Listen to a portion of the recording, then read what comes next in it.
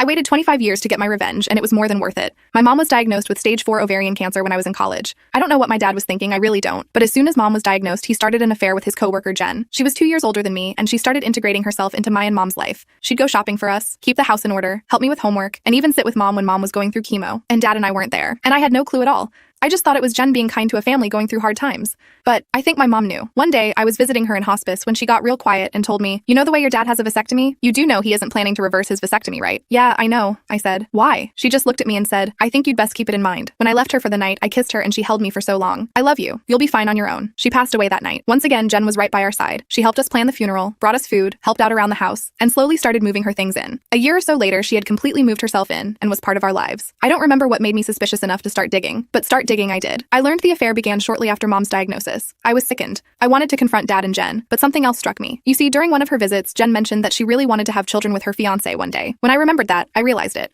Mom knew the affair was going on, and not only that, she knew that dad was keeping his vasectomy a secret from Jen. And because of this, I decided to play the long game and ruin their lives without them even realizing. I kept my mouth shut. I watched as they got engaged and married 3 years later. I smiled on their wedding day and made a toast at the reception. 25 years passed. I had children of my own. And just as I was beginning to give up hope on my revenge working, the day came. Jen and I got together for coffee, and Jen was sad and sullen. I could tell she had been crying. I asked what was wrong, and I couldn't believe my ears when I heard why. She was struggling to get pregnant for years, but assumed it was stress from work. Then her periods started coming fewer and farther between. She decided to go to the doctor and find out why. It turned out she was entering perimenopause, and her chances of successfully getting pregnant had dwindled. The doctor told her, in essence, her childbearing years were over.